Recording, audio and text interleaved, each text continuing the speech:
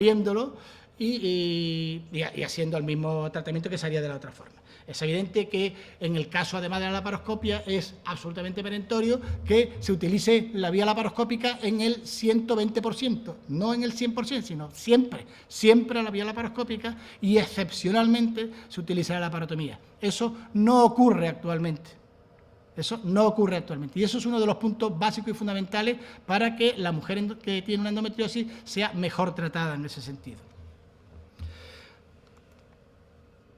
¿Qué sería la propuesta? Pues la propuesta sería, pues de entrada, lo primero que hay que intentar es que a nivel de primaria se puedan diagnosticar la máxima cantidad de dolor de pacientes con endometriosis. Y eso tiene que hacerse basándose fundamentalmente en el síntoma del dolor. El dolor es lo que realmente tiene que hacer pensar a los médicos de cabecera, a los médicos de familia, a los verdaderos médicos, qué es lo que les puede estar pasando a esa paciente. Un dolor que no cede con los tratamientos habituales, es el que tiene que pensar en que puede existir una endometriosis, y esos son los que tienen que ser derivados. Y ahí es donde tienen que producirse una serie de las apuestas importantes a nivel de primaria.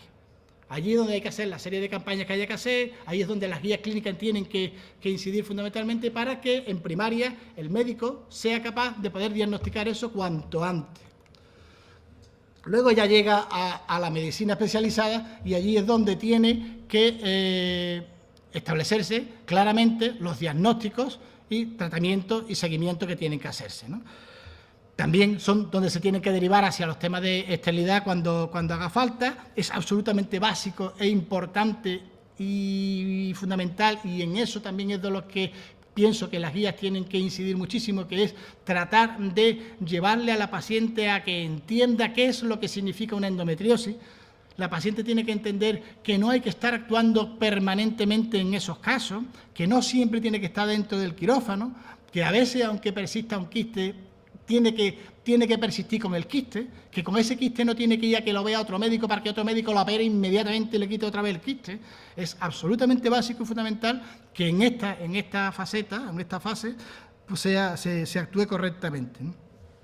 Y aquí es donde, en esta medicina ya especializada, donde se tiene que abordar de una forma multidisciplinar la enfermedad, tanto a nivel de médico, de tratamiento médico, quiero decir, con el abordaje a nivel de psicólogos, urólogos, cirujanos, ginecólogos, cuando haga falta.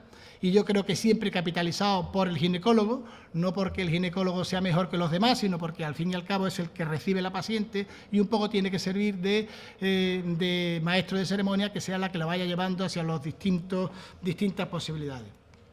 Y luego llegan los casos complejos. ¿Y qué hay que hacer con los casos complejos? Pues lo que se propugna siempre es, pues, trasladar pacientes, crear centros de endoscopia de referencia quirúrgica importante. ¿Y por qué? Pues porque hay tipos de intervenciones en las cuales, por ejemplo, el extirpar un colon porque tiene una afectación del tabique rectovaginal, y extirparlo conjuntamente con el cirujano vía laparoscópica, pues es una intervención complicada. Este tipo de intervenciones son más complicadas incluso que las oncológicas. Por tanto, requiere un buen adiestramiento. ¿Y por qué se requiere un buen adiestramiento? El que se requiere un buen adiestramiento significa que esa persona que lo están haciendo tiene que estar haciendo un número de casos importantes al año. Si uno opera algo una vez al año, y esa técnica que utiliza es complicada y compleja, difícilmente tiene buena capacidad para ir resolviendo ese problema.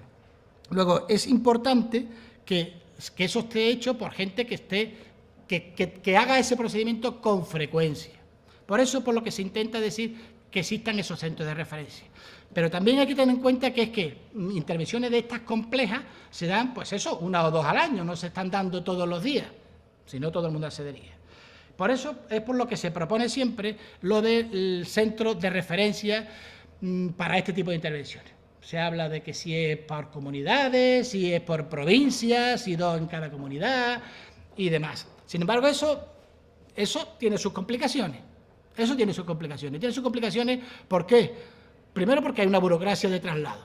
Eso de trasladarse de un sitio a otro no es fácil. Hay que hacer papelito el otro, para arriba, para abajo. por otro lado, la propia paciente. La paciente que se tiene que salir de su medio para ir a operarse a otro medio distinto, hostil además, no es bueno. Su familia no está con ella, tiene un costo económico. Entonces, está bien que haya centros, pero eso no es tampoco lo que, desde mi punto de vista, sería lo mejor. Por otro lado, lo de los centros, ¿qué significa? Que hay señores que son capaces de hacerse una técnica. Bien, y entonces serán centros que haya que acreditar. ¿Y acreditamos a quién? ¿Al centro que lo haga o acreditamos al ginecólogo que lo haga? ¿Pero al ginecólogo y al cirujano o solamente al ginecólogo que busque el cirujano y al urólogo? Y si se va al ginecólogo de allí, ¿se lleva la acreditación o no se lleva la acreditación? Pues no lo veo claro. Además, ¿qué necesitamos que sea? ¿Un ginecólogo artista? Señores, los artistas tienen que estar en los museos o en el teatro, pero no en los quirófanos. En los quirófanos tiene que haber técnicos, gente que sepa realizar una técnica y sea capaz de resolver un problema.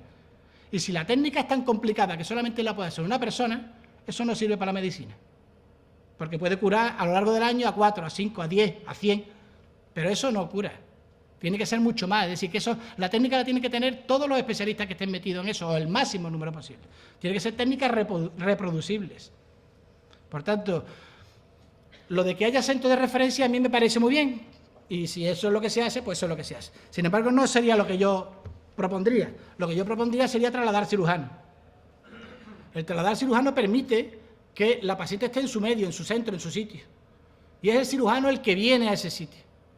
¿Y eso qué permite? Pues permite dos cosas. Primero, que el paciente esté en su sitio, allí se puede operar, y, por otro lado, la técnica se expanda. Permite el aprendizaje de la técnica hacia los distintos centros. Sí, es verdad que habrá que buscar a aquellos que utilizan más esta técnica, pero será para atraerlo. ¿Y qué es lo que hay que hacer con eso? Pues el hospital, la administración, el que sea, tiene que correr con los gastos del traslado del cirujano.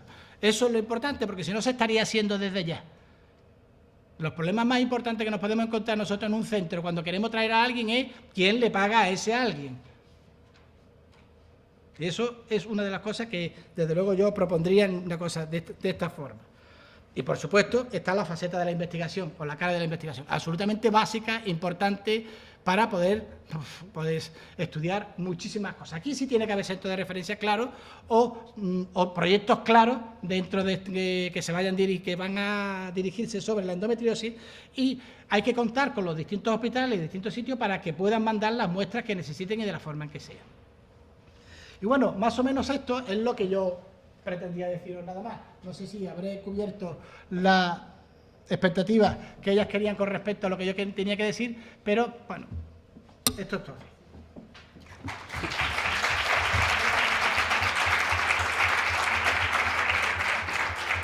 Muchas gracias, Antonio, por la propuesta tan interesante, constructiva, por tu sinceridad, por tu honestidad a la hora de exponer este tema. Aquí hay representantes que yo creo que pueden recoger perfectamente tus ideas, y sí que me parece interesante pasar, aunque fuesen cinco minutos, a un turno de que las personas que están aquí presentes puedan preguntar tanto a Carmen Lamas como a Antonio Martín pues las dudas o las cuestiones que queráis plantear. ¿Alguien quiere preguntarle algo a Carmen o a Antonio?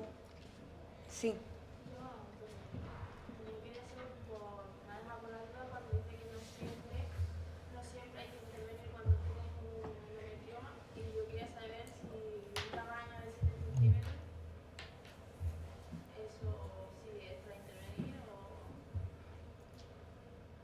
Evidentemente, un endometrioma que esté, primero, para contestar una pregunta, yo personalmente, que soy un poco torpe, pero para contestar una pregunta de tipo médico, tendría que ver el caso clínico, tendría que ver la evolución que tiene, tendría que ver lo que pasa para poder dar una respuesta concreta sobre un determinado caso.